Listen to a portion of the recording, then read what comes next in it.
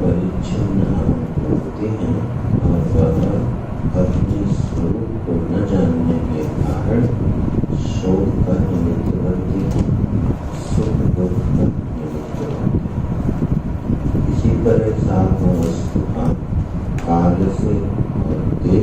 कोई संबंध नहीं है, आकृति से कोई संबंध नहीं है, और इसी कारण ये अचल है और सनातन है। नित्य एक रस स्वभाव वाली है, इसमें कभी कोई परिवर्तन नहीं होता है। इसमें जो दृष्टांत दिया गया है नित्यता का, वो जीव का दृष्टांत दिया गया है। उसमें कुछ प्रश्न था कि जीव जो है तस्मात् अविक्रिय विद्या, इसमें भाष्यकार ने लिखा है 22वें श्लोक के आखिरी पंक्ति में, आत्मा पुरुषवत् अविक्रिय एव इत्यर्थः। इसी पुरुषवत् आत्मा अविक्रिय है, ये दृष्टांत है। दृष्टांत का एक उद्देश्य होता है, लक्षण होता है। दृष्टांत जब भी दिया जाता है तो पहली बात तो वो दृष्टांत दृष्ट होना चाहिए। जो दृष्ट नहीं है उस अदृष्ट को दृष्टांत नहीं बना सकते, ठीक है।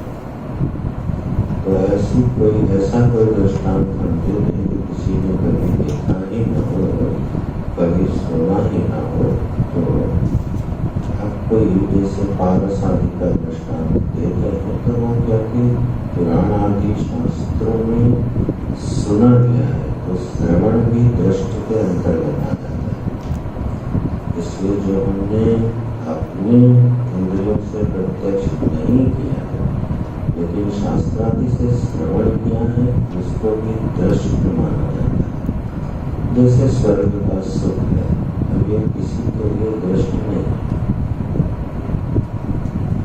लेकिन उसका दृष्टांत दिया जाता है कि स्वर्ग सदृश सुख है। उनका घर कैसा है, और स्वर्ग जैसा है। वो नगर कैसा है, बिल्कुल स्वर्ग जैसा है। और स्वर्ग किसी ने देखा तो नहीं, दृष्टांत कैसे बन गया। स्वर्ग का जो शास्त्र में वर्णन है, वह वर्णन सुन करके स्वर्ग के संबंध में जो धारणा बनी वो दृष्ट हो गई। तो दृष्ट का दृष्टांत बनता है, अदृष्ट का दृष्टांत नहीं बनता। जब आत्मा के लिए दृष्टांतों की जरूरत पड़ती है तो वो थोड़ा मुश्किल काम हो जाता है, उनको खोजना, उनको निकालना।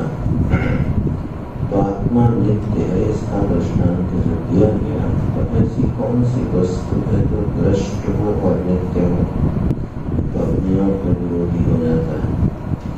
लेकिन एक ऐसा दृष्टांत मिला जिसमें जीव जो है यह अनादि है, शरीर बदलने पर इसका नाश नहीं होता। तो दृष्टांत शरीर के नष्ट होने पर यह नष्ट नहीं होता है, ये अविक्रिय है, उसमें विकार नहीं होता। तो दृष्ट का दृष्टांत बन गया। लेकिन दूसरा जो पक्ष है दृष्टांत का, वो भी देखना चाहिए कि दृष्टांत का साम्यांश लिया जाता है। दृष्टांत जब भी दिया जाता है तो उसके किसी एक अंश को देखा जाता है और उसी अंश का सामने लेकर दृष्टांत में उसको हटाया जाता है। संपूर्ण दृष्ट दृष्टांत नहीं बनता। अगर संपूर्ण दृष्ट दृष्टांत बन गया तो वो दार्शनांत ही हो गया। जिसके लिए दृष्टांत दिया जा रहा है वो स्वयं वही हो गया। तो दृष्टांत में एक साम्यांश होता है, एक विषमांश होता है। अगर विषमांश को दृष्टांत बनाए तो वो दृष्टांत सिद्ध हो जाएगा, वो दृष्टांत गलत हो जाएगा। जयाद के बिल्कुल एक आचार्य जी ने पढ़ाते समय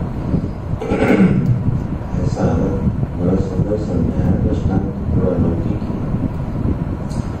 कि जैसे आत्मा का वर्णन कर रहे थे तो उन्होंने गाड़ी का दृष्टांत दिया। जैसे गाड़ी होती है तो गाड़ी में कार सारी मशीनें लगी होती है, एक पुर्जा लगा होता है, हर पुर्जे का अपना अपना काम होता है और वो सारे पुर्जे जब सही ढंग से काम करते हैं तो गाड़ी ठीक चलती है। बोले शरीर जो है वो क्या है, गाड़ी। जैसे इस गाड़ी हैं ऐसे शरीर को, ये सारे कुछ है। लेकिन वह गाड़ी अगर पेट्रोल न हो तो चलेगी। गाड़ी को चलने के लिए क्या चाहिए? पेट्रोल चाहिए। बोले आत्मा जो है पेट्रोल के सदृश है। समझाया अच्छी तरह, साम्यांश बोले जैसे पेट्रोल से रहता है और वो फिर गाड़ी को चलाता है, तो गाड़ी के चलने में पेट्रोल मिलता है। तो फिर उन्होंने आगे कहा इसका मतलब ये नहीं है कि आत्मा में पेट्रोल की तरह गंध नहीं होगी। आत्मा घूमने चले तो बोला अच्छा पेट्रोल कैसी है? अच्छा तो उसको गंध है क्या उसमें? जो बात समझनी है वो ये है कि दृष्टांत में साम्यांश क्या है। उस दृष्टांत में जो पेट्रोल का साम्यांश है वो ले लिया गया, जो विश्वांश है उस पर छोड़ दिया गया। तो जीव जो है उसकी नित्यता का दृष्टांत लिया है, लेकिन अगर उसकी कूटस्थता का, असंगता का, अपरिच्छिन्नता का ये सब लेंगे तो विश्वांश हो जाएगा, क्योंकि जीव असंग नहीं होता, देह के साथ उसका संग रहता है, वह सुखी दुखी होता है, आत्मा सुख दुख धर्मों से रहित है। तो ये सब क्या है? विषमांश है। साम्यांश क्या है? साम्यांश ये है कि जीवन आदि है, उसकी काल में उत्पत्ति नहीं होती और शरीर बदलने के बाद भी उसकी मृत्यु नहीं होती है। तो वह काल में कैसे हो गया? नित्य हो गया। तो नित्यता का सामने मिल गया, नित्यता का सामने मिल गया जीव से। बस उतने साम्यांश को भगवान ने ग्रहण किया है। इसके लिए यह दृष्टांत दिया, आत्मा पुरुषवत अविक्रिय एवं इत्यर्थः, और फिर उसका विस्तार करके बताया। तो यह आत्मा पंचभूतों से नष्ट नहीं होती है, जैसे जीव भी शरीरों के नष्ट होने से नष्ट नहीं होता है। जीव का जो संगठन है उसको ध्यान में रख लेना शायद आगे काम आएगा। जीव का जो संगठन है और शरीर और जगत का जो संगठन है, इसमें मौलिक भेद है। मौलिक भेद क्या है? पूरा जगत प्रकृति से निर्मित है। कृष्णात्मिका प्रकृति का विस्तार पंचभूतों आदि के रूप में अभिव्यक्त होता हुआ देह इंद्रिय के रूप में प्राप्त हो जाता है। पूरा जगत जो है प्रकृति उपादान प्रकृति रूप है, कृष्णात्मक रूप है। तो इसका जो संगठन है, जिन चीजों से मिलकर बना है वो त्रिगुण, और जीव जो है वो त्रिगुणात्मक नहीं है। जीव त्रिगुण से मिलकर नहीं बनता, ये इसका मौलिक भेद है। जीव जो है वो चैतन्य की आभासी अभिव्यक्ति है। जैसे घड़े में जो प्रतिबिंब पड़ता है, वह प्रतिबिंब किस चीज से बना है? वह मिट्टी से बना है, न जल से बना है, न वायु से, न आकाश से। घड़े में जो प्रतिबिंब दिखाई दे रहा है, अगर उसको हम विचार करें और देखें अच्छा किस चीज से मिल के बना है, तो वहाँ कोई भौतिक पदार्थ मिलेगा नहीं। वह सूर्य की एक उपाधि विशेष में एक छाया पड़ गई, उस छाया का नाम है प्रतिबिंब। इसी तरह से ये जो अहम है, हमारे में परिच्छिन्न जीव, इसी की संज्ञा है। यह जीव त्रिगुणात्मक नहीं है और त्रिगुणात्मिका प्रकृति से बना नहीं है। महाराज परीक्षित ने भागवत में ये प्रश्न पूछा है कि जीव का जो संबंध है वो इस शरीर से कैसे हो गया? क्योंकि संबंध किसके बीच में होता है? सम सत्ता के बीच में संबंध होता है, विषम सत्ता के बीच में संबंध नहीं। छोटे छोटे नियम लिखते रहना बहुत काम आएंगे। सम सत्ता में ही संबंध होता है, विष्णु सत्ता में संबंध है। जैसे स्वप्न का प्रपंच वो संस्कारों से निर्मित है और जागृत का प्रपंच पंचभूतों से निर्मित है। इसलिए जागृत प्रपंच का कोई भी संबंध स्वप्न प्रपंच से बनता नहीं। तो स्वप्न का जो लड्डू है वो जागृत की भूख नहीं मिटाता। स्वप्न पुरुष जो है भर पेट खाया है, बढ़िया भंडारा पाया है, दक्षिणा भी पाया है, प्रसन्न नहीं, लेकिन जब उठता है तो उठते उसको भूख लगती है। तो अब जागृत में आते ही पूछना कहाँ से आ गया? क्योंकि स्वप्न का लड्डू, स्वप्न की इच्छा और जागृत का लड्डू, जागृत की इच्छा में संबंध दोनों का नहीं बनता है। क्यों? सत्ता सम नहीं है। वह सूक्ष्म पंच महाभूतों का निर्मित प्रपंच है और स्थूल पंच महाभूतों का निर्मित प्रपंच है। संबंध जब भी होता है समसत्ता में होता है। तुम्हारा परीक्षित ने बड़ा एक उत्तम प्रश्न पूछा, जीव का संबंध देह से कैसे हो गया? क्योंकि जीव तो विषम सत्ता है, जीव तो चैतन्य का आभास है। तो बोले जीव का भी संबंध शरीर से सिद्ध नहीं हो सकता। देखो जो प्रतिबिंब पड़ता है घड़े में वो जल के गंदा होने से गंदा नहीं। प्रतिबिंब का भी संबंध अपने घटादी जो पदार्थ है उससे नहीं हो रहा है। जीव के धरातल पर भी यह सत्य उद्घाटित होता दिखाई देता है कि जीव सत्ता का चैतन्यांश होने के कारण, चैतन्य की अभिव्यक्ति होने के कारण जड़ प्रकृति के साथ कोई संबंध सिद्ध नहीं होता। वह केवल अज्ञान जनित संबंध है और इसीलिए इसकी ज्ञान से ही निवृत्ति होगी। अज्ञान की निवृत्ति जो है वो ज्ञान से ही होती और किसी साधन से नहीं हो सकती। तो जीव का हमारा जो इस शरीर के साथ, जगत के साथ एक संबंध बन गया, इसकी जो निवृत्ति है वो विचार से हो। सम्यक विचार जब हम करेंगे तो स्पष्ट होता जाएगा, अरे ये तो जीव ही इसके शरीर के साथ संबंधित नहीं होता है। जब प्रतिबिंब का ही संबंध नहीं बन रहा जल और घटादी पदार्थ से, तो बिंब का कहाँ से बनेगा?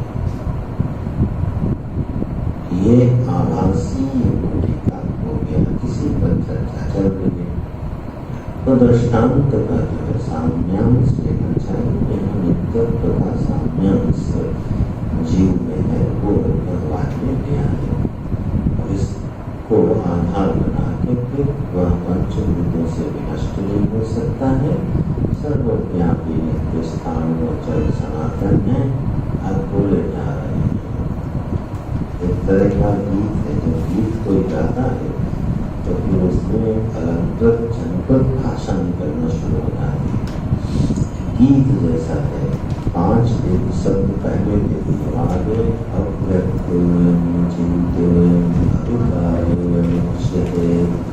अयम आत्मा अव्यक्त, अयम आत्मा अचिंत्य, अयम आत्मा अविकारी। ये सब लक्षण तो उसमें घटते चले जाएंगे, अहम नहीं घटेंगे सीधे सीधे लक्षण। यह अव्यक्त है। अव्यक्त का मतलब होता है जो हमारे मन बुद्धि इंद्रिय आदि का विषय न करता है, उसको बोलते हैं अव्यक्त। अच्छा चलो ऐसा करो जो भाष्यकार ने लिखा, सर्व कारण अविषयत्वात् न व्यज्यते इति अव्यक्तः। जो किसी करण का करण से जिसको प्रकाशित न किया जा सके वो तो आदर्शन की स्थिति, बीज भावापन्न जो स्थिति है उसी का नाम है अव्यक्त। जैसे बीज का दृष्टांत हम लोग लेते हैं, जो बीज होता है उसमें जो वृक्ष होता है वो वृक्ष उसमें अव्यक्त रूप से विद्यमान है। बीज हमारे सामने पड़ा भी हो तब भी उसमें उपलब्ध अनुपलब्ध जो वृक्ष है उसका दर्शन नहीं होगा। तो कब तक दर्शन नहीं होगा? जब तक कि वो व्यक्त ना हो। वही जब अंकुरित हो जाएगा, बड़ा हो जाएगा, तब हमको सारी इंद्रियों से दिखने लगेगा, उसका अनुभव होने लगेगा। तो यह आत्मा जो है वह करण का विषय नहीं होने के कारण क्या हो गई? अव्यक्त हो गई। और जो करण का विषय नहीं है वो अचिंत्य हो गई। ठीक है, तो वो चिंतन के दायरे में आती हुई दिखाई नहीं देती है। जब ये शब्द आता था तो सभी लोग जला के बोलते थे, जब चिंतन के दायरे में नहीं है तो इतना चिंतन क्यों करवाएगा? अरे पहले ही बोल दो चिंतन के दायरे नहीं, बात खत्म करो, चिंतन बंद करो। लेकिन यह बात समझने के लिए कि वह चिंतन के दायरे में नहीं है, बहुत चिंतन करना पड़ता है। यह एक बुद्धि के द्वारा दिया गया सुव्यवस्थित निर्णय है कि एक वस्तु ऐसी है जो हमारे चिंतन का विषय नहीं है। ठीक है, वस्तु तो है लेकिन हमारे चिंतन या प्रमाण का विषय नहीं है। ऐसी वस्तु को युक्ति से सिद्ध करना कोई आसान काम नहीं। जो हमारे प्रमाण का विषय न बने लेकिन हो गए, तो आत्मा बिल्कुल ऐसी ही वस्तु है जो किसी प्रमाण का विषय बनती हुई दिखाई नहीं देती। तो बोलो कि नहीं है, वो ऐसा भी नहीं कह सकते वो नहीं है। क्यों? क्योंकि साक्षात अप्रोच वो नित्य उपलब्ध है। अब नित्य उपलब्ध होते हुए अचिंत्य है। ये आत्मा की बड़ी विशिष्ट महिमा है। तो अर्जुन यह आत्मा क्या है? अचिंत्य है और अविकार्य है। अविकार्य होने से कोई विकार नहीं होता है। तो वैसे तो हम लोगों ने कल षट विकार पढ़े थे। एक सिद्धांत का होता 4 तरह के विकार होते हैं: उत्पाद्य, आप्य, उत्पाद्य, संस्कार्य और विकार्य। ऐसा एक वो प्राप्ति, दूसरा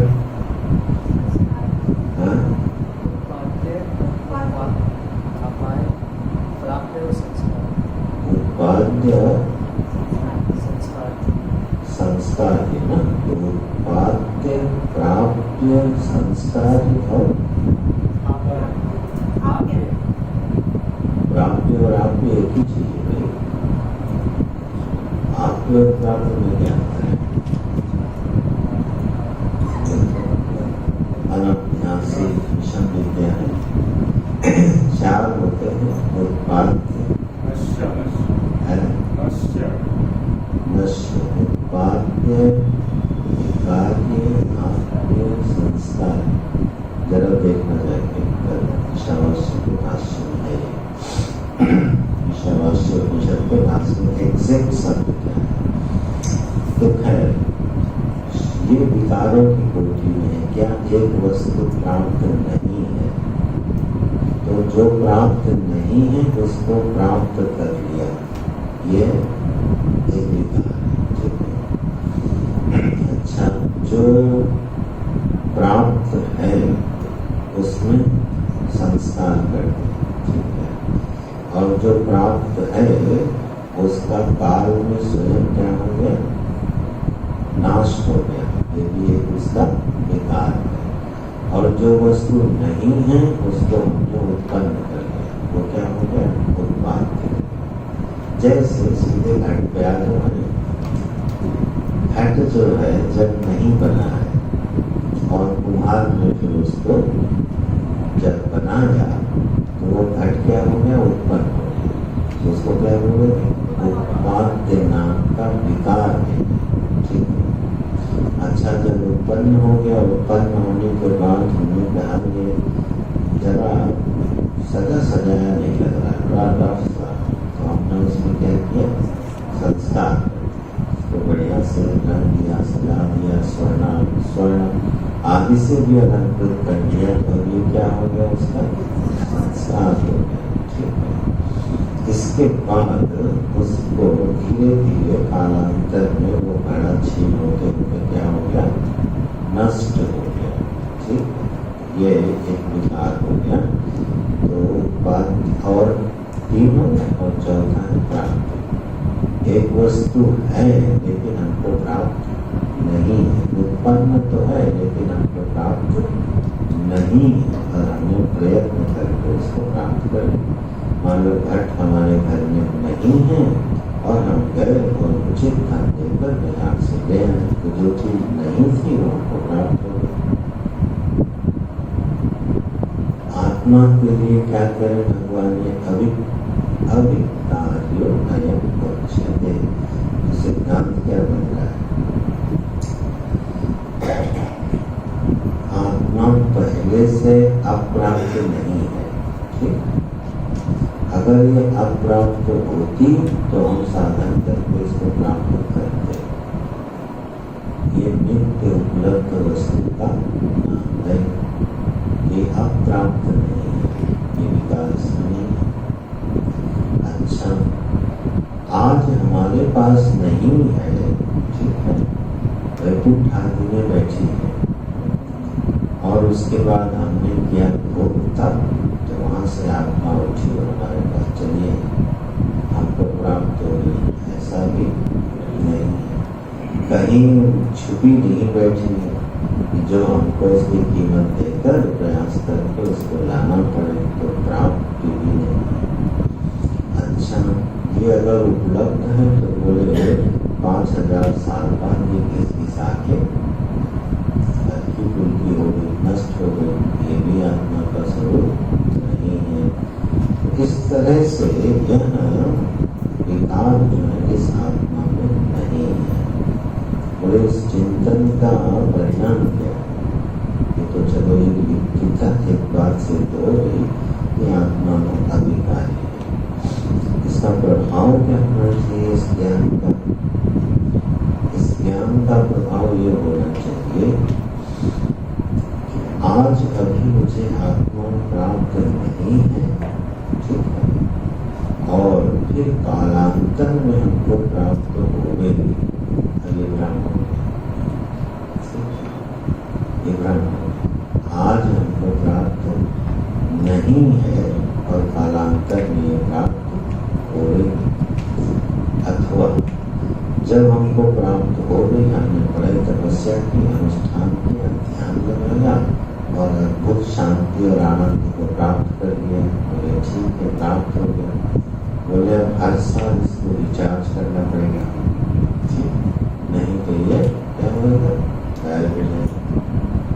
हमारी शांति और हमारा आनंद, हमारा जो सुख है, अगर वो काल में घट जाए, ठीक, और काल में बढ़ जाए, ये घटने और बढ़ने वाला सुख और आनंद आत्मा का क्यों, क्योंकि संस्कार इसको संस्कारित नहीं किया जा सकता, इसको सजाया नहीं जा सकता, और ये नष्ट भी नहीं होती है। वस्तु आज हमको उपलब्ध नहीं है और भविष्य में उपलब्ध होगी, ये भ्रम जो है बड़े जन्मों के बाद टूटता है। सुनने में तो ठीक लगा होगी बात होगी, लेकिन ये भ्रम जल्दी टूटता नहीं, क्योंकि अगला ही प्रश्न आना चाहिए, अगर ये प्राप्त ही है तो फिर इसकी उपलब्धि होनी चाहिए ना, और वो होती दिखाई नहीं देती, फिर भी परिणाम निकलता नहीं दिखाई देता। तो ये भ्रम बना ही रहता है कि ये कमी है, इस कमी को पूरा करने के बाद हमको आत्मा का ज्ञान हो जाएगा। भ्रम जल्दी नहीं टूटता। तो इस पर से प्रश्न आएंगे, इस पर जरूर ये पड़ता है, लेकिन इस भ्रम पर कभी ध्यान दो तो बड़ा आनंद आएगा। ये हर साधक को ये करता है। क्या? अभी थोड़े ध्यान में कमी, अभी चिंतन में कमी, अभी अंतःकरण शुद्ध है, अभी गुरु कृपा नहीं हुई है, अभी आत्म कृपा शास्त्र कृपा नहीं हुई है, इसलिए हमको आत्मा उपलब्ध है। सच्चाई भी है,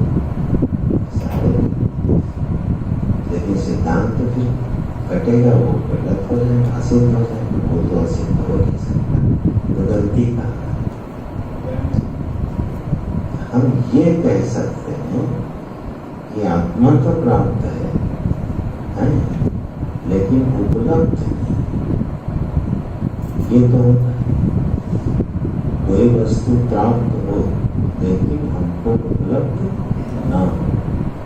तो ऐसा कैसे हो सकता है? बोले मान लो उसका विस्मरण हो गया, तो इसके लिए जो 2-3 सुंदर दृष्टांत हैं, उसमें दृष्टांत ये है, उन दृष्टांतों में विकरण। जैसे एक व्यक्ति गरीब है, भिखारी है, दिन भर भीख मांगता है और किसी तरह अपना जीवन यापन करता है, लेकिन जिस कुटिया में रहता है उसी कुटिया के नीचे स्वर्ण के कलश दबे हुए हैं। ये उसको पता ही नहीं चलता। और जब कभी कुटिया की खुदाई हुई तो अरे इसमें तो स्वर्ण कलश है। तो स्वर्ण कलशों के ऊपर वह भिखारी सारे जीवन सोता रहता। तो इसका मतलब क्या हुआ? स्वर्ण उपलब्ध था, प्राप्त था, लेकिन उसको उपलब्ध नहीं। जो चीज प्राप्त हो और उपलब्ध ना हो तो उसका प्रभाव नहीं होता। दूसरा दृष्टांत स्वकंठा वर्णन यथा। कंठा वर्णन के बजाय हम स्व चश्मा वर्णन करते हैं, क्योंकि कुछ हल्के चश्मे होते हैं और कई बार हाथ पे चढ़े होते हैं और हम चश्मा ढूंढते हैं। मेरे साथ ऐसा हुआ है, चश्मा पहने हैं और चश्मा ढूंढ रहे हैं। और फिर किसी ने कहा अरे चश्मा तो अब पहने हो। अरे चश्मा पहने, शास्त्र में इसको कहा गया स्वकंठा वर्ण। आदमी के गले में हाथ पड़ा है सोने का और वो भूल गया कि उसके गले में और वो तो परेशान है, बेचैन है, दुखी है। और फिर किसी ने आके बताया अरे क्या ढूंढ लो? कहा हाँ स्वर्णहार है। तो उसने कहा गले में देखो। अब जैसे देखा तो उसको क्या हो गया? प्राप्त हो गया। अब क्या कहोगे? ये अप्राप्त की प्राप्ति हुई, प्राप्त की प्राप्ति। तो प्राप्त से प्राप्ति का स्वरूप क्या बना कि वह उपलब्ध माने प्राप्त तो है लेकिन हमारे लिए उपलब्ध नहीं। तो साधना का क्रम, जो साधना बनेगी वो कर्मों क्या काम करें? अप्राप्ति के भ्रम का निवारण करें। यही सिद्धांत। चलो अच्छा, अभी बात ये है कि भगवान ने कहा ये क्या है? अभिधारी है। मानी गया आत्मवस्तु में ये जो हमारे भ्रम है ये धीरे धीरे धीरे धीरे टूटते हैं, बड़ा वक्त लगता है।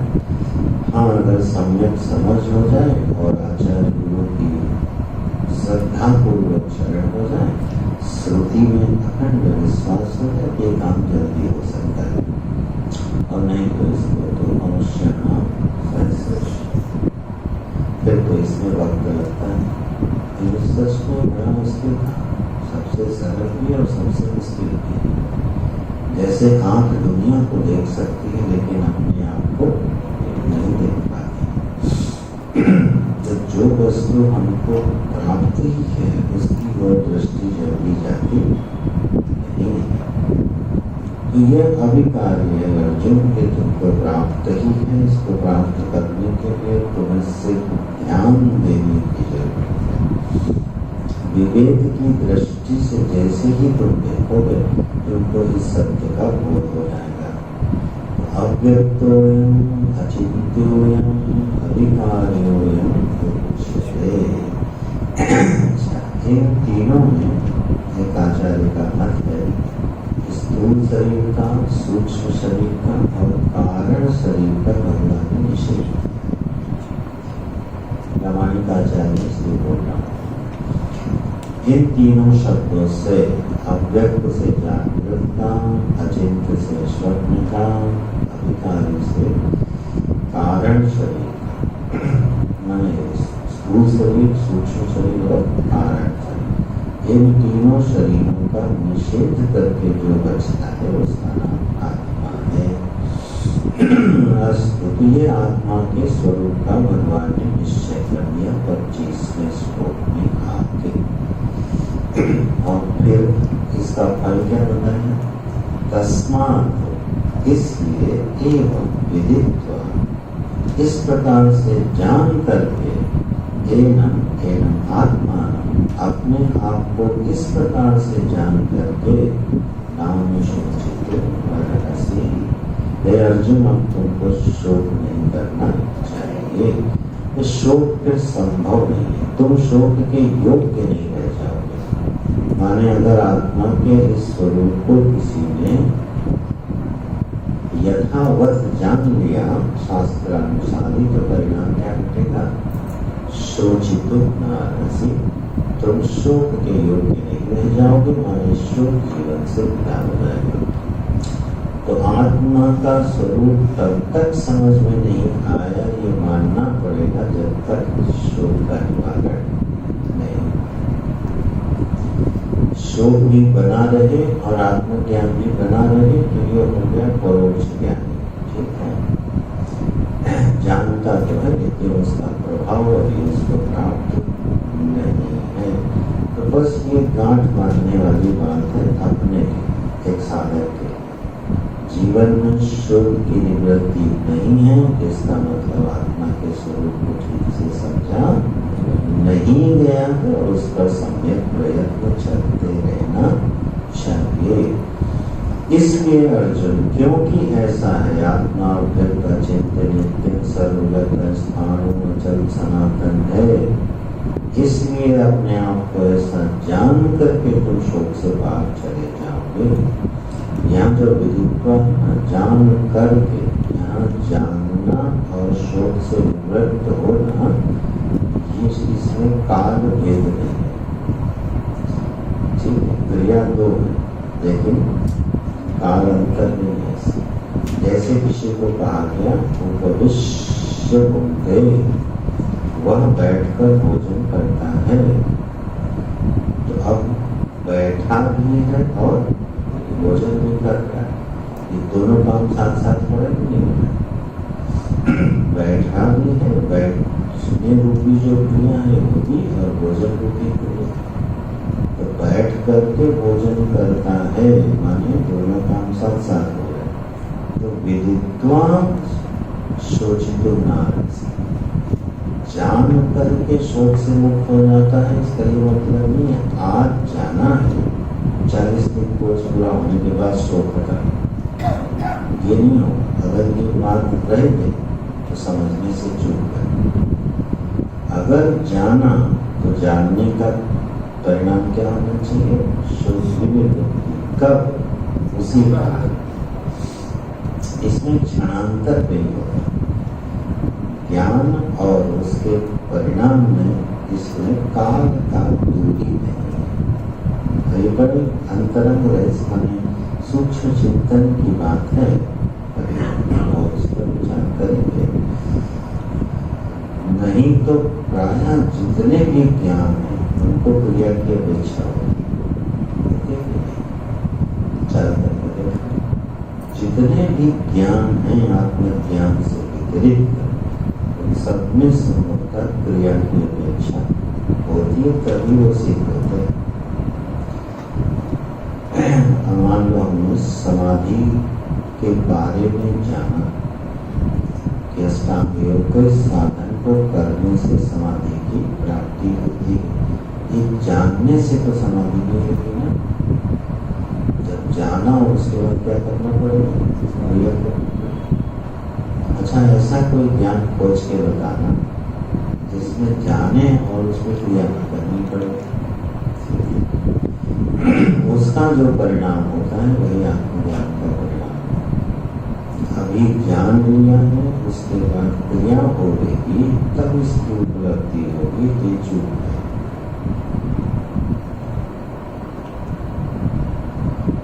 यह ज्ञान ही तत्क्षण शोक की उपलब्धि कराने वाला होता है। जैसे किसी गुफा में अंधकार है और उस अंधकार को दूर करने के लिए जब प्रकाश किया गया, दीपक जलाया गया, तो हजारों वर्ष का अंधेरा दीपक के जलते ही खत्म हो जाता है। ये नहीं कह सकते कि अंधेरे का काल बड़ा लंबा था, दीपक के जलने के बाद थोड़ा वक्त लगेगा। ये हमारा अज्ञान अनादि जन्मों का है। अब 4 लाइनें सुनने से खत्म नहीं करता, ये भ्रम टूटता ही नहीं। भरोसा ही नहीं होता कि इतनी बड़ी बात केवल ज्ञान लेने से हो जाएगी। तो भरोसे करना मुश्किल है। अरे 4 लाइनें गीता की पढ़ ली, उसके बाद काम पूरा। जन्मों जन्मों की यात्रा और खोज वो सब की सब पूरी केवल 4 लाइनें पढ़ ली, 4 श्लोक पढ़ लिए और वो ये बात सच्चाई। अगर ठीक से पढ़ लिया गया और समझ लिया गया तो विदित्वा एनम सोचितो न अर्हसि। तो इसमें एक चीज ध्यान रखना, आत्मज्ञान के संबंध में और अन्य साधनाओं के संबंध में इसका जब भी अभ्यास करना, आज में तो भविष्य में कभी करोगे, संस्कार में पड़ेगा, जब भी अभ्यास करना तो ये मान के करना कि इसी अभ्यास के दौरान इसकी उपलब्धि होगी। ये मत सोचना कि इसका महीने भर अभ्यास करेंगे तब कुछ बात नहीं। जिस दिन जिस क्षण चिंतन कर रहे हो उस दिन में भरोसा रखना कि शायद आज समझ में आ जाए, शायद आज ये उपलब्ध हो जाए, शायद इसकी समय प्रतिष्ठा हो जाए, यथार्थ समझ में आ जाए। कल करना छोड़ो, आज थोड़ा समझ में आ गया, कल थोड़ा ज्यादा समझ में आया, वो भी क्रियात्मक साधन हो जाएगा, ज्ञानात्मक साधन नहीं।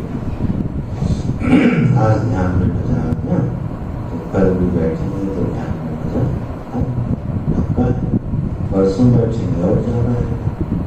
तब क्या बढ़ती ध्यान में बैठने में मजा आता है। तो क्या करना चाहिए? ध्यान बढ़ाना चाहिए। मामला आत्मज्ञान से हटे। एक दिन के ध्यान में जो मजा आया है वो ध्यान जन्य मजा आत्मज्ञान का परिणाम नहीं है, अभ्यास का परिणाम।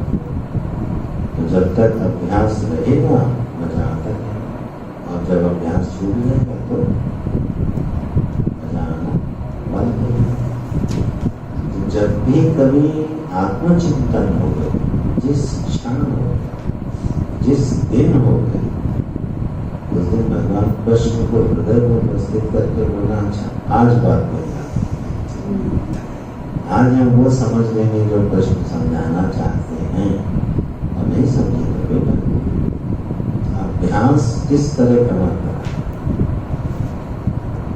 कल वाले अभ्यास से आज वाले अभ्यास को आत्मज्ञान में जोड़ा नहीं जाता, ये नित्य नवीन है। ठीक है, इसको नित्य नवीनता की दृष्टि से ही इस पर चिंतन करना चाहिए। अस्तु तस्मात् एवं विदित्वा एनम् आत्मानं नानुशोचितो अर्हसि। अब भगवान पीछे बढ़ रहे हैं, किसके? न सोचितो अर्हसि, न सोचितो अर्हसि, लगातार 3 श्लोक, और चौथे श्लोक में भी तत्र का बलिदेवना, बिल्कुल जिसको हम लोग साधारण भाषा में बोलते हैं, हाथ धो के पीछे पीछे पड़ गए उसके कि तुम शोकग्रस्त क्यों हो। इससे एक बात पक्की है कि भगवान को ये पसंद नहीं, शोक पसंद नहीं। पसंद हो भी कैसे, जैसे सूरज को अंधेरा पसंद तो छोड़ो, वो जानता ही नहीं है कि अंधेरा नाम की कोई चीज होती भी है।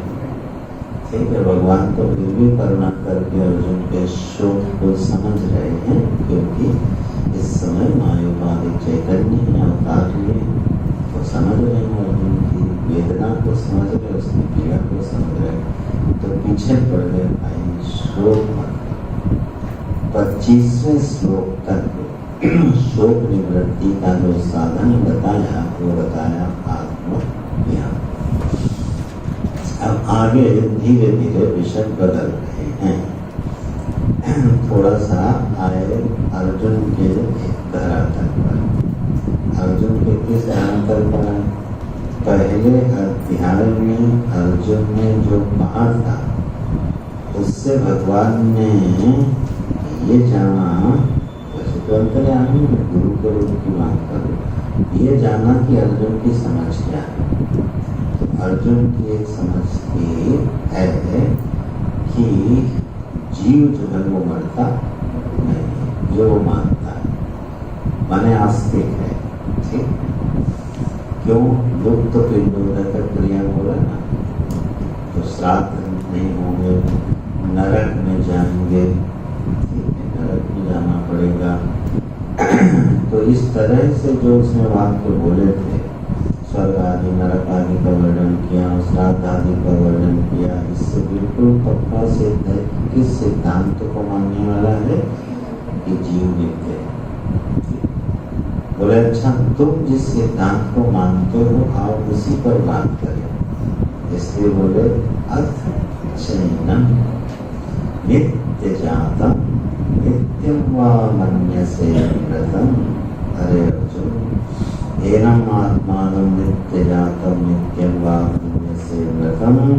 अगर तुम इसको प्रत्येक शरीर के साथ उत्पन्न हुआ, प्रत्येक शरीर के साथ मरने वाला नहीं मानते हो, माने इसको नित्य मानते हो, तब भी तुमको शोक करना नहीं चाहिए। तथापि तुम महाबाहो न ध्यान देना, न एवं शोचित मानस। इस प्रकार से तुमको शोक नहीं करना चाहिए। इसका मतलब है किसी अन्य प्रकार से करना चाहिए, न एवं शोचित मानस।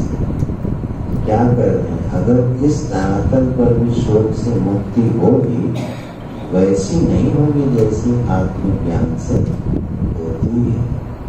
मुक्ति तो होगी, अगर इस धरातल को भी कोई ठीक से समझे तो उसका शोक कम हो जाएगा, बदल जाएगा, हल्का हो जाएगा, लेकिन उसकी आत्यंतिक निवृत्ति नहीं होगी। तो अर्जुन, अगर तुम ऐसा भी मानते हो, अच्चैनम, भाष्यकार ने एक शब्द लिखा है, अच्च इति अभ्युपगमार्थ। अभ्युपगम एक शब्द होता है। अभ्युपगम माने होता है एक वाद है, इसको बोलते हैं अभ्युपगम वाद। ये बड़े काम का उत्तर, ध्यान से सुनना, व्यावहारिक बात है। अभ्युपगम वाद माने होता है सामने वाले की गलत बात को थोड़ी देर के लिए स्वीकार करने, इसको बोलते हैं अभ्युपगमवाद। और ये आचार्य के पास होना चाहिए, नहीं तो वो आचार्य नहीं हो सकता। सामने वाला गलत बात कह रहा है और सही बात समझ नहीं रहा है, आचार्य को क्या करना चाहिए? थोड़ी देर के लिए उसकी उस बात को स्वीकार करें और स्वीकार करने के बाद फिर उसको उसकी गलती बतानी चाहिए। ये चाहिए। व्यवहार में भी कभी कोई चर्चा हो रही हो और हमको लगे कि सामने वाला गलत है, ठीक, समझने को तैयार नहीं है, तो आप पहले उसकी बात मानो। मानते ही एक तो वो आपका मित्र बन जाएगा, ठीक, और फिर संवाद करेगा। जब संवाद करना शुरू करते हैं तब उसको उचित समय आने पर धीरे से बोलो, अच्छा तो जो तुम मान रहे थे इसमें ये वाली दोष दिखाई नहीं दे रहा क्या? तब वो समझ जाएगा, हाँ बात सही है, इसको करुणा बोलते हैं आचार्य। ये भगवान की करुणा है कि उन्होंने इस सिद्धांत को कहा, अच्छा ठीक मान लिया। इस शैली को अपने जीवन में अपनाना बहुत लाभ होगा। लाभ क्या होगा? जीवन में शत्रु कम होंगे, वैचारिक शत्रु तो बनेंगे नहीं, तो जो खड़क झंझारी कट्टरवादी है उसने जो कहा और उसके विरुद्ध जो भी किसी ने कहा बस उसके ऊपर चढ़ बैठा। तो युद्ध के अलावा कुछ होगा, शत्रुता के अलावा कुछ प्राप्त नहीं होगा। ये बड़ा उच्च श्रेणी का है, भगवान ने एक शैली दी बात करने की। जरूर इसको सीखना व्यवहार, केवल अध्यात्म ज्ञान में ही नहीं, व्यवहार में। हो सकता है मैं अपने पिता से बात कर रहा हूँ और पिता हमारे गलत है, ठीक, अभ्युपगमवाद आप ठीक है। उसके बाद उचित समय देखो और फिर पूछो कि इसमें ये गलती थी क्या, तो समझ जाएंगे हाँ बात सही है, बहुत काम का बात है। अभ्युपगमवाद स्वीकार कर लेना चाहिए, पहले सामने वाले की बात को ध्यान से सुनना चाहिए, उसके हृदय को छूना चाहिए, फिर उसमें घुसना चाहिए, प्रवेश करना चाहिए, उसके बाद फिर उसका कल्याण करना चाहिए। ये काम तो आचार्य का है, गुरु का है और ईश्वर का है। इसलिए वही लोग करते हैं, साधारण लोग तो इसको करना भी नहीं चाहते। तो अच्छा यदि अभ्युपगमार्थ, ये भगवान भाष्यकार ने इस बात का उल्लेख किया। ये अर्थ और चय जो दो शब्द आए हैं श्लोक में, ये अभ्युपगमवाद के हैं। भगवान कहते हैं अच्छा चलो भाई तुम्हारी बात मान लेते हैं, ये अर्थ है। चलो भाई तुम्हारी बात मान लेते हैं, तो तुम्ही ने कहा था कि ये जीव जो है वो मरता नहीं, तो अब एक बात बताओ, अगर ऐसा भी सोच रहे तो भी तुमको इस तरह से छटपटाना नहीं चाहिए। क्यों? जातस्य हि ध्रुवो मृत्युः ध्रुवं जन्म मृतस्य च तस्माद् परिहार्येऽर्थे न त्वं शोचितुमर्हसि। मत रो यार, मत रो। महाराज जी महाराज जी विस्तार और प्रयास करते हैं। और एक शास्त्र है उसमें इस पर विचार किया गया, रोदने की परिमाण, रोने का परिमाण कितना होना चाहिए। कोई आदमी कितनी देर हो सकता है, और फिर कोई सीमा होगी ना रोने, कितनी देर कितने काल तक व्यक्ति कहाँ किसके सामने कैसे रोएगा, इस पर एक शास्त्र में विचार है। पता नहीं किन किन बातों पर अपने यहाँ विचार हुआ। रोदने की परिमाण कितना रोना है, ये बात कड़वी भरे सोचते हैं कि मान लो कोई दुर्घटना घटी है, कोई व्यक्ति सोच संवेदन मनस वाला हो गया और रो रहा है। अब बड़ा सोशल आदमी, उसको बहुत लोग जानते हैं, जो मिलने आया वो भी उसके साथ थोड़ी देर रोए, वो आदमी उसके साथ रोया, वो चला गया, दूसरा है उसने संवेदना ले, वो रोया, उसके साथ भी रोया, और रोते रोते बेचारा थक गया। उसने कहा उनको विश्राम देना, तो रोदने की पर कितना रोना है और कब तक रो सकते हो, ठीक है। अच्छा इसमें और झंझट है, किसके सामने रोना और कैसे रोना। बताओ ये सब रोने में अगर आदमी इतना सावधान है तो वो रो रहा है क्या? असल में तो कोई जल्दी रोता होता है नहीं, क्यों नहीं रोता है? आनंद स्वरूप है, कहाँ से रो रहे। अपने स्वभाव के विरुद्ध व्यक्ति कहाँ तक लगेगा। और जब मैं पढ़ा तो बड़ा आनंद आया, पहले पढ़ा था उनके काल मालूम महाराज जी कन्नारायण महाराज जी के काल में भी रोने वाले किराए पे मिलते थे मुंबई। तो सोचे आज की बात है, ये आज की बात नहीं, 65-70 की बात। उस समय भी मुंबई जैसे महानगर में रोने वाले लोग 8 आना किराए पे मिलते थे। सब में देखा, एक अठन्नी के बदले में वो आधा घंटा रो रहे थे। तो वो बुलाए जाते थे माहौल बनाने के लिए कि आओ भैया रो छाती पीट। तो रोना कितना है, किस परिमाण में, कहाँ, इस पर भी जब आप विचार करोगे तो अपने रोने पर शायद हंसी आ जाए। तो वही भगवान पीछे पड़ गए। अच्छा तो मान लो भैया, तुम्ही ने तो कहा था कि ये जीव मरता नहीं है। बड़ा प्रसिद्ध वाक्य, इसको ध्यान से देखना। जातस्य ही ध्रुवो मृत्युः, जो जन्मा है वो मरेगा अवश्य। लेकिन बात भगवान ने यही बोली नहीं, ध्रुवम जन्म यस्य च, जो मरेगा वो निश्चित रूप से पैदा भी जन्म ध्रुवम, उसका जन्म भी निश्चित है। किसका? जो मरा, तब जाके ये दर्शन पूरा होगा।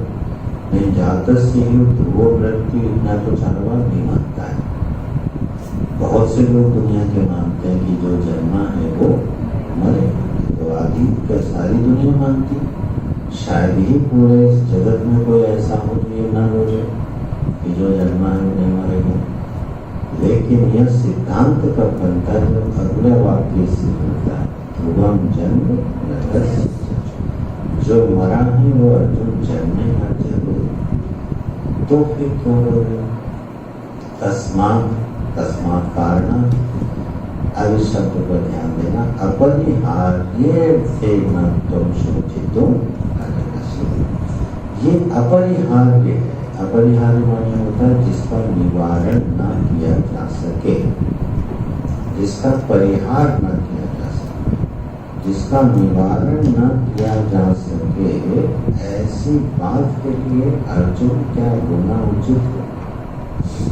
कीमती शब्द है।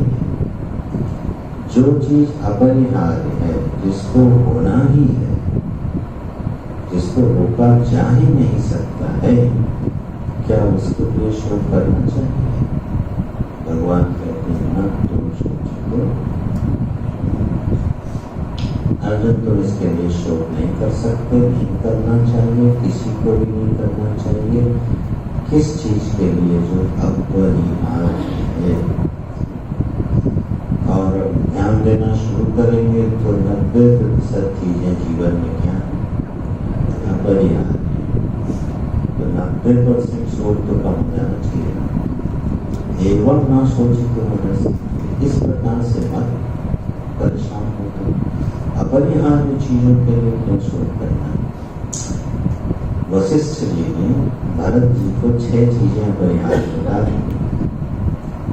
आनिलाभ जीवन मरण जस जस विधिहान। बोले भरत तुम क्यों बोल रहे? भरत जी विलाप कर क्यों बोल रहे? क्यों 6 चीजें तो तुम्हारे हाथ में नहीं। क्या क्या बोले? हानि लाभ, जीवन मरण, यश। 6 चीजों का उल्लेख किया, इसमें लगभग सब सिमट जाता है। ये 6 चीजें अपरिहार्य हैं। अपरिहार्य हैं तब इसमें रोने का कोई लाभ दिखाई नहीं देगा। किसी का जन्म, किस जीव का जन्म कहाँ होगा, यह अपरिहार्य है। धर्मानुसार नहीं हो। अब जब जन्म हो ही गया है वहाँ, तो उस पर क्या शोक करना। अब किसी बालक का घर, जो मान लो किसी दरिद्र पिता के घर में जन्म होता है, तो फिर अगर किस बात के लिए छाती पीटे, क्या पता नहीं तुम्हारे घर क्यों पैदा हुआ, ये शोक होता है यार नहीं इस घर में क्यों पैदा हुआ जहाँ पर इतना उपद्रव ही क्यों पैदा हुआ, नहीं और नहीं हो सकता। अब अगर कोई इस बात पर शोक कर रहा है तो ये उसका शोक उचित, तो इस शोक का कोई हल नहीं, कोई हल नहीं है इसका। कोई इस बात के लिए शोक करने लगे सूरज रोज क्यों आ जाता है सुबह सुबह, मूर्ति है ना। ये शोक कौन करता है पता है? जो 3 बजे सोता है और 9 बजे उठता है।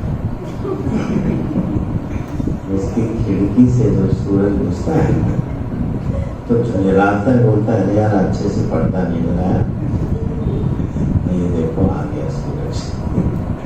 तो सूरज तो अपने समय से आएगा ही नहीं, तुम उसके हिसाब से उठने लगो तो तुम्हारा शोक कम हो जाएगा। तुम सूरज के हिसाब से उठो, चंद्र के हिसाब से दिनचर्या स्थापित करो तो तुम्हारा शोक कम हो जाएगा। मिलाओगे तो उससे क्या होगा? तो तस्मात् अपरिहार्य थे, कुछ चीजें जीवन में अपरिहार्य, किसी ने अपमान कर दिया, करोगे क्या? अपमान किसी ने कर ही दिया तो क्या करोगे? ये मैं बड़ी व्यवहारिक तरह करके छोटी छोटी बातें कर रहा हूँ, ये भी जरूरी होती है।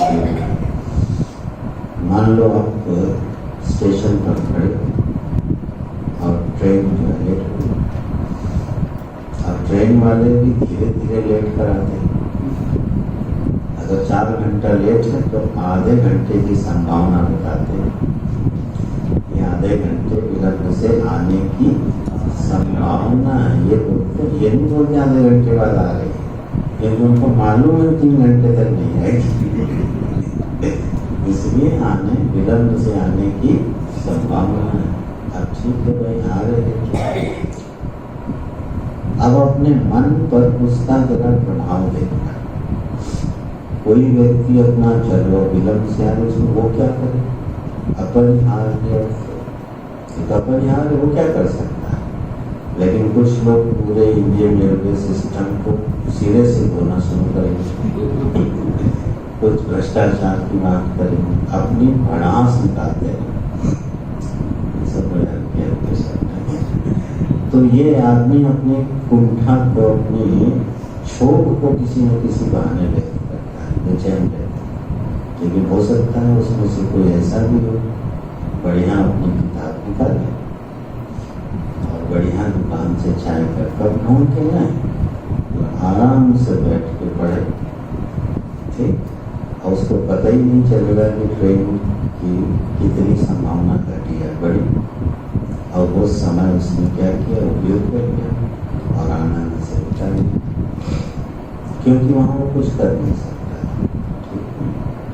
भगवान इस छोटे से वाक्य में कुछ बड़े व्यवहारिक संकेत कर रहे हैं, दार्शनिक संकेत तो ही है। अरे अर्जुन, जिसने जन्म लिया है उसको मरना निश्चित है, और जो मरा है उसका जन्म लेना निश्चित है। ये बात तुम ही तो मानते हो। अगर तुम ही मानते हो तो बताओ फिर मरा, इसलिए इस पर विचार करो और ना तुम सोचे तो हरसी मत शोक करो।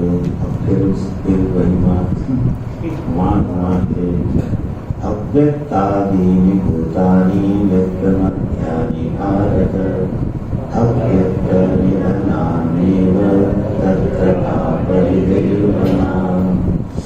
परिदेवना उनकी प्रणाम करना है, इसीलिए शब्द परिदेवना। परिदेवना होने होता है प्रणाम करना, विचलित होकर व्यथित होकर जरूर अपना, उसको बोलते हैं परिदेवना, प्रणाम करना। अर्जुन अव्यक्तादीनि भूतानि व्यक्तमध्यानि भारत। अव्यक्त में से जो सारा प्रपंच प्रकट हुआ है, भगवान ने भूतानि शब्द ले लिया। भूतानि माने यहाँ प्राणी, प्राणानि ही लेना चाहिए, जो प्राणी मनुष्य प्रपंच भी ले सकते हैं। तो अव्यक्तादीनि भूतानि, ये जितने प्राणी हैं ये सब कहाँ से आए हैं? अव्यक्त से आए हैं। व्यक्त मध्यानि भारत, बीच में थोड़ा सा क्या हुए हैं? व्यक्त हुए और फिर कहाँ चले जाने वाले हैं? अव्यक्त निधनानि और उसी अव्यक्त में फिर चले जाने वाले हैं।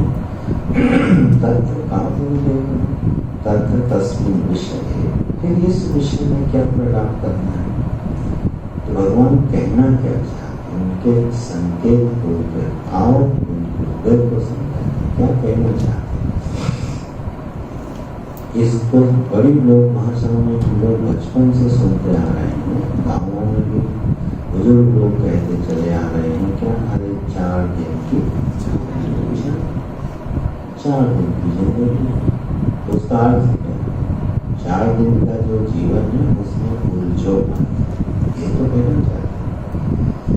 कोई तस्वीर अरे क्या थोड़ी देर की बात, ये सब आता जाता रहेगा। ये सब गीता जी के वाक्य हैं जो लोक भाषा में अपने देश भर में बोले जाते हैं अलग अलग तरीके से। इससे संदेश क्या मिल रहा है? संदेश ये मिल रहा है कि यह शरीर, यह संबंध और यह जगत अव्यक्त से आया है और अव्यक्त में चला जाएगा। बीच में क्या हुआ? बीच में व्यक्त हुआ। अगर तुम इतना भी मानते हो, कंपेयर करना 25वें श्लोक तक जब बात कर रहे हैं भगवान तो कह रहे हैं जो बीच में व्यक्त हुआ है असल में ये भी व्यक्त नहीं हुआ है, ये असत है। ये 25वें श्लोक तक समझाया है। अब कह रहे हैं अगर तुमको लगता भी है कि ये व्यक्त हुआ है तो इसकी कीमत कितनी है, इसका काल कितना है, इसका उपयोग कितना है, इस पर विचार करो। निरंतर परिवर्तित होने वाला जिस काल में वो व्यक्त हुआ है, अपने व्यक्ति के काल में भी वो निरंतर परिवर्तित होता रहता है, कभी ठहरता नहीं, कभी रुकता नहीं। एक क्षण हमारे साथ कोई भी दृश्य टिकते रहने को तैयार नहीं है।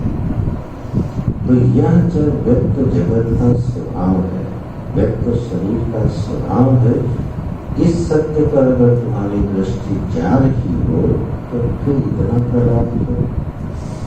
आने जाने वाली चीजों पर इतना प्रभाव क्यों?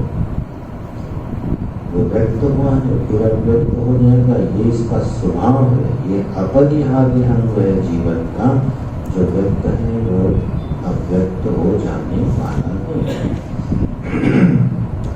जैसे हमारा मन की एक महिमा देखने की, मन हमारा स्वभाव से इस बात को समझता है, इसलिए मन किसी भी संवेदना को, किसी भी विषय को बहुत देर तक धारण करके रखता, स्वभाव से मन छोड़ता जाता है। और ये कितनी उपयोगी बात है। अगर मन का ये स्वभाव नहीं होता तो कितनी झंझट हो रही थी। ठीक है, मन बहुत सारी घटनाओं के रूबरू होता है। ठीक है, बड़ी तीव्र संवेदनाओं में चला जाता है, सुख की भी और दुख की भी, लेकिन किसी को पकड़ के रखता है? किसी भी विषय को मन पकड़ के नहीं रखता। ये मन का स्वाभाविक स्वभाव दिखाई देता है। लेकिन कुछ लोग इतने वज्र मूलक होते हैं, ऐसे कहना पड़ेगा। मन छोड़ देना चाहता है, वो पकड़ के ले आते हैं और उन स्मृतियों में पागल हो जाते हैं।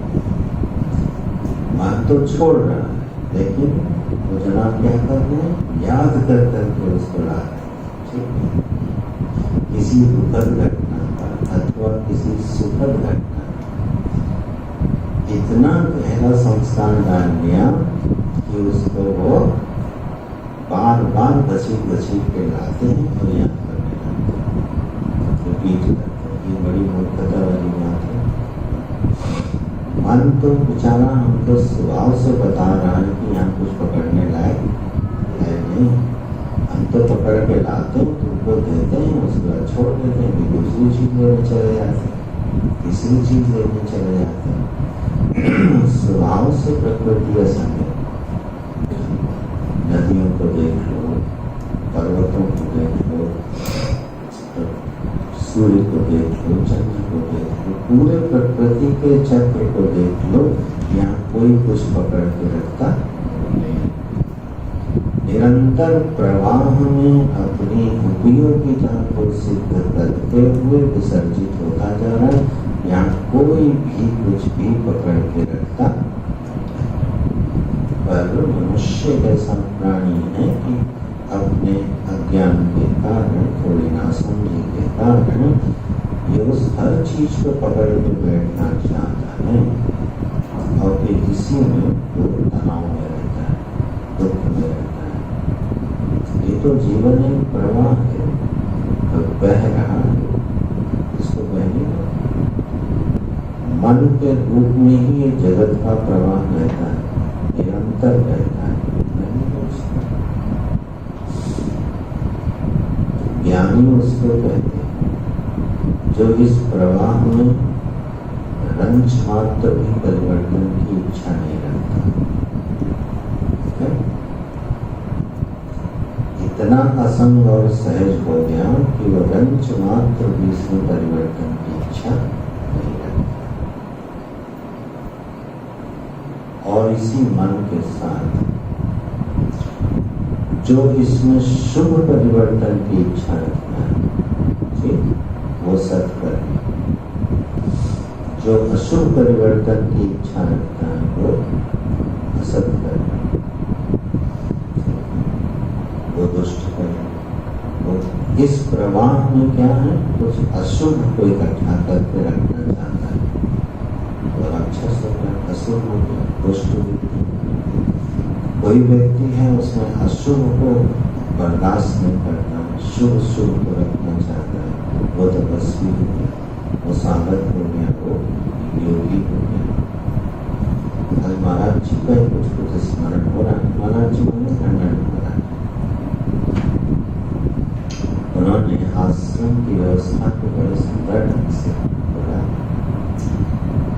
बोले जो जीव है वो और वृत्ति उसकी पत्नी है, वृत्ति माने विचार, और इसी से उन्होंने चारों आश्रमों की व्याख्या।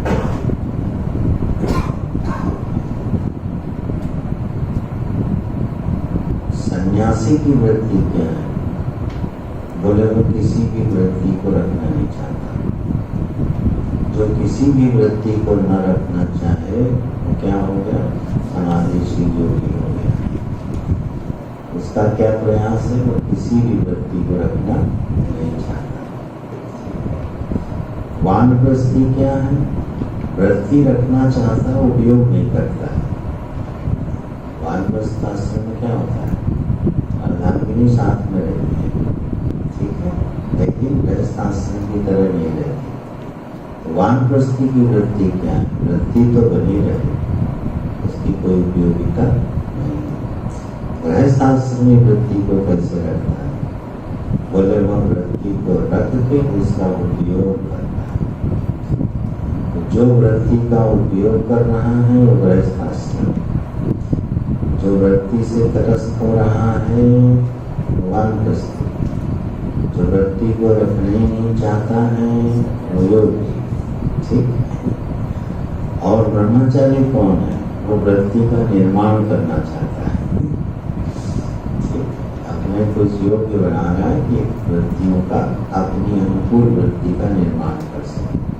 चारों आश्रमों को उन्होंने वृत्ति के साथ लगा दिया।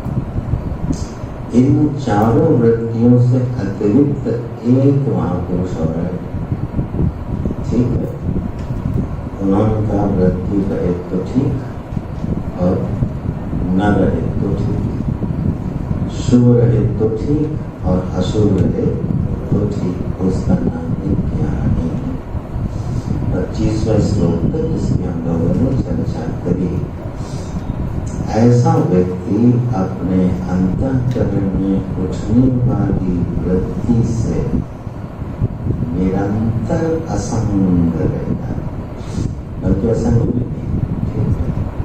असंबद्ध रहता है सब, प्रभाव शून्य रहता है, आकांक्षा एक रहती है। कभी कल्पना करो कि उसका सुख कैसा होगा, अंतरंग बात को ध्यान देते हैं। हम लोग या कोई भी मनुष्य जो जीवन में किसके साथ संघर्ष कर रहा है, अपनी वृत्तियों के साथ, और उसका संघर्ष किसी के साथ नहीं, जगत के साथ मनुष्य का संघर्ष नहीं तो बहाना है। उठने वाली वृत्ति के साथ ही मनुष्य का निरंतर संघर्ष चल रहा है,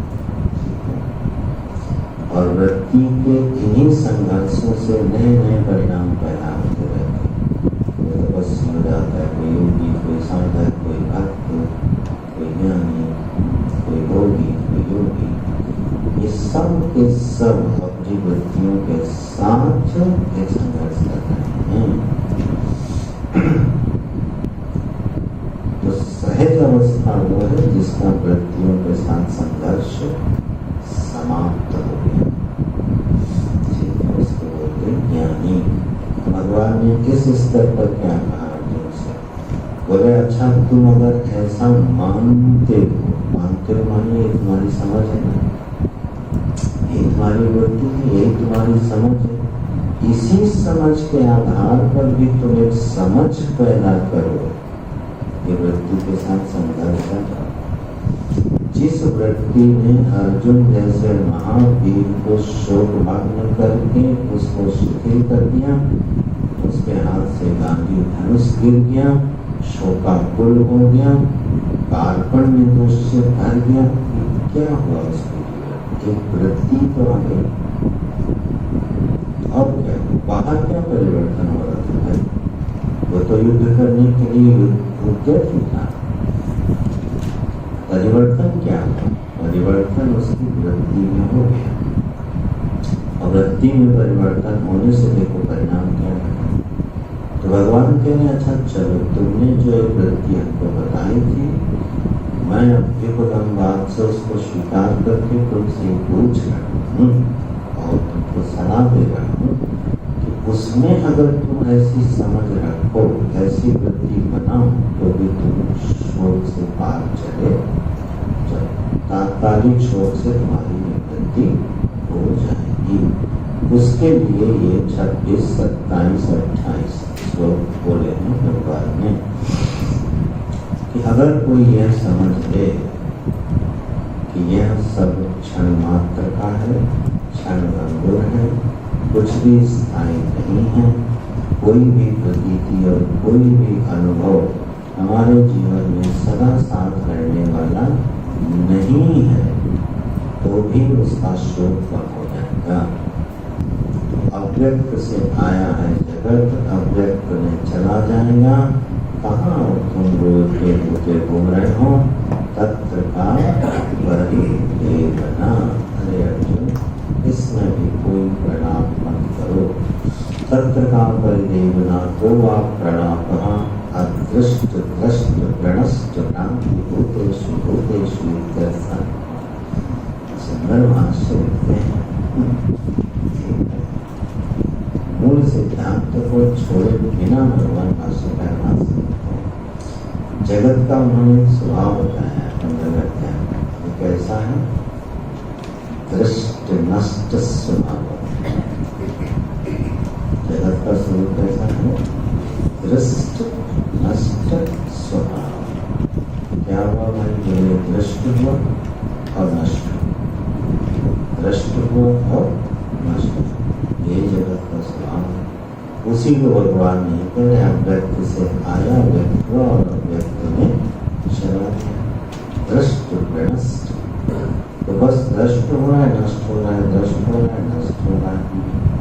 तो तत्र का परिदेवना, इसके लिए तुम्हें कोई प्रणाम करने की आवश्यकता नहीं है। इस तरह से ये है शोक की निवृत्ति का उपाय बता के अब खुद ही एक आश्चर्य प्रकट करते हैं। इसको हम लोग कल देखेंगे, श्लोक पढ़ लेते हैं। आश्चर्यवत् पश्यति कश्चिदैनम्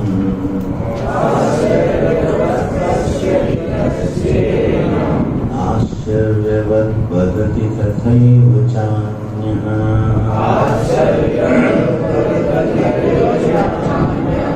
आश्चर्यवत् चैनमन्यः शृणोति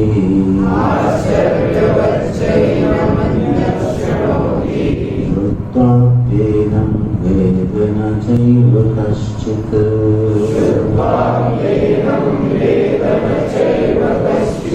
देहि नित्यमवध्योऽयम्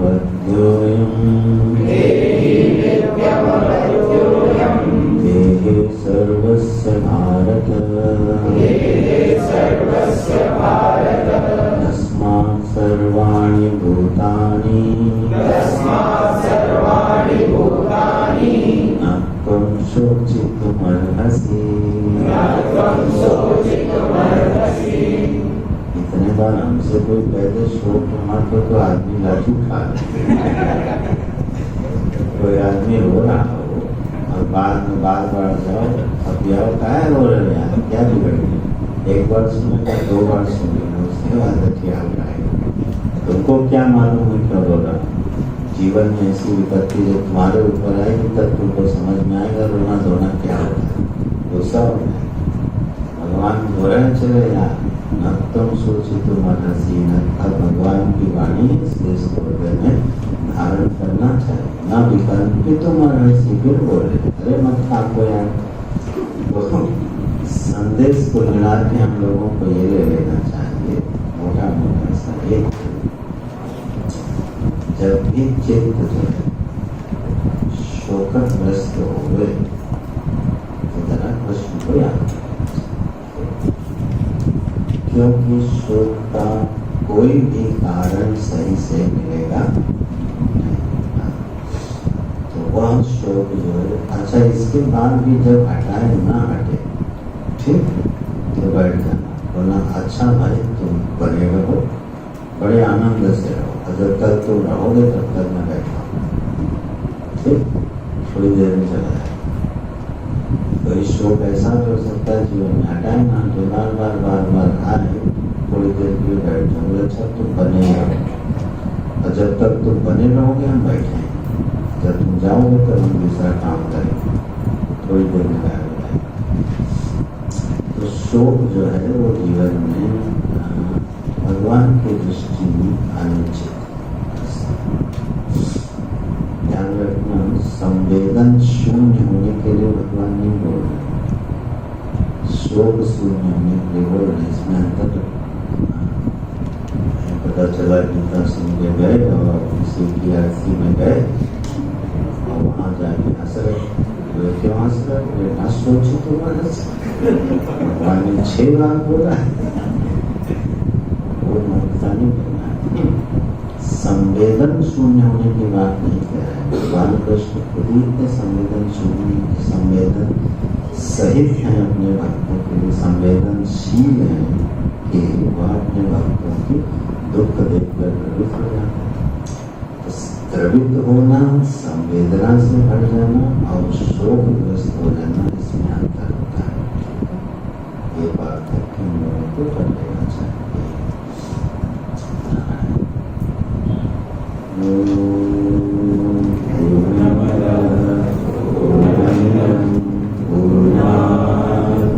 पूर्णमुदच्यते पूर्णस्य